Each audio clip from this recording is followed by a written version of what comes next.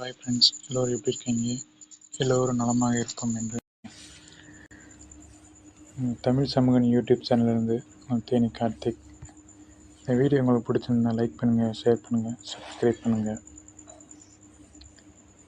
இந்த வீடியோ பார்க்குறதுக்கு முன்னாடி திஸ் வீடியோ ஸ்பான்சர்ட் பை எஜுகேஸ்ட்.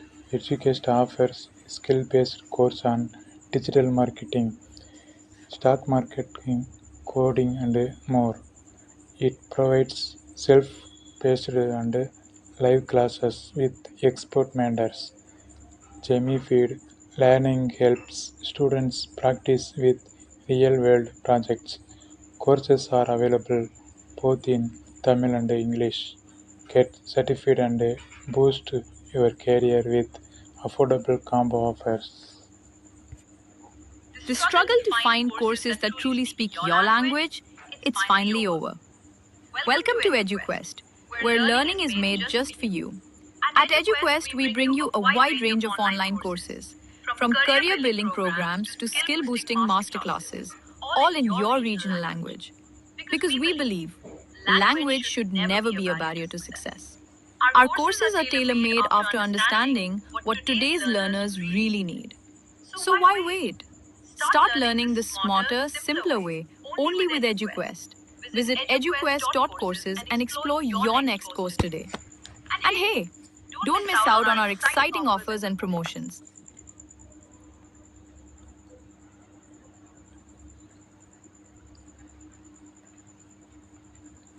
நிதி சார்ந்த முக்கிய செய்திகளின் தொகுப்பை பார்ப்போம்.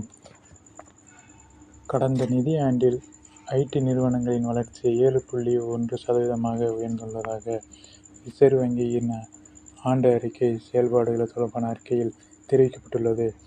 இந்திய ரிசர்வ் வங்கி 2024-25 ஆண்டிற்கான பட்டியலிடப்பட்ட தனியார் நிதி சாராத நிறுவனங்களின் செயல்திறன் அறிக்கையை வெளியிட்டுள்ளது. உலகளாவிய தடைகள் இருந்த போதிலும் ஐடி நிறுவனங்களின் விற்பனை வளர்ச்சி 7.1% உயர்ந்துள்ளதாக தெரிவித்துள்ளது. மேலும் கடந்த ஆண்டில் 5.5%லிருந்து இப்போது 7.1% உயர்ந்துள்ளதாக தெரிவித்துள்ளது. நாட்டில் ஒட்டுமொத்த ஏற்றுமதியில் முன் எப்போதும் இல்லாத அளவில் $825 மில்லியன் அதிகரித்துள்ளதாக மத்திய நிதி அமைச்சர் நிர்மலா சீதாராமன் கூறியுள்ளார். உற்பத்திக்கு ஆதரவாக கட்டணங்களை குறைத்து ஏற்றுமதியை அதிகரிக்க நடவடிக்கை எடுக்கப்பட்டுள்ளதாகவும் சுட்டிக்காட்டினார். கடந்த ஆண்டை காட்டிலும் இந்த ஆண்டு 6% வளர்ச்சி கண்டுள்ளதாக. கடந்த ஆண்டு உலக ஏற்றுமதியில் 4% இருந்த போதிலும் இந்தியாவில் ஏற்றுமதி 6% உயர்ந்துள்ளதாக தெரிவித்துள்ளார். குறைந்த கட்டணத்தில் 15 லட்சம் ரூபாய் வரை விபத்து காப்பீட்டு திட்டம் அஞ்சல் துறை மூலமாக செயல்படுத்தி வருகிறது. விபத்துக்கு விடுமுறை கிடையாது. அதிகரிக்க வாகன நெரிசல்களாலும் போக்குவரத்து விதிமீறல்களாலும் இது போன்ற நிகழ்வுகளால் உயிர் விபத்து ஆகிறது. குடும்பங்கள் நிலைகுலைந்து போய்விடுகிறது. அன்பிற்குரிய நபர் இப்போது உயிரோடு இல்லை என்ற நிலையில் தவிக்கும் குடும்பங்கள் அவர் வருவாய் ஈட்டக்கூடிய நபராக இருந்தால் பொருளாதார சுமையும் சேர்ந்து சுமக்கின்றனர். இதற்கு தீர்வு காணும் வகையில் குறைந்த கட்டணத்தில் இந்திய அஞ்சல் துறை மிக குறைந்த கட்டணத்தில் மதிய விபத்து காப்பீட்டுத் தொகையும் பெறும் வகையில் விபத்து காப்பீட்டு திட்டம் செயல்படுத்தப்பட்டு வருகிறது. ஆண்டுக்கு $550 கட்டினால் 10 லட்சம் ரூபாயும், $750 கட்டினால் 15 லட்சம் ரூபாயும் கிடைக்கும் வகையில் விபத்து காப்பீட்டு திட்டம் செயல்படுத்தப்படுகிறது. மும்பை பங்குச் சந்தைக்கு பங்கு மற்றும் வர்த்தக பரிவர்த்தனை வாரியமான செபி 25 லட்சம் ரூபாய் அபராதமாக விதித்துள்ளது. அனைத்து பங்குதாரர்களுக்கும் பெருநிறுவன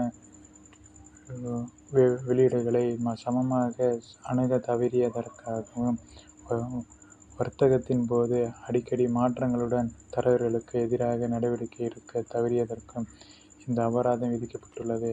பிப்ரவரி 2021, 25 செப்டம்பர் 2022 வகையில் நடத்தப்பட்ட ஆய்வுக்குப் பிறகு சந்தை ஒழுங்குமுறை ஆணையம் இந்த உத்தரவை பிறப்பித்துள்ளது என்பது குறிப்பிடத்தக்கது. நன்றி, வணக்கம்.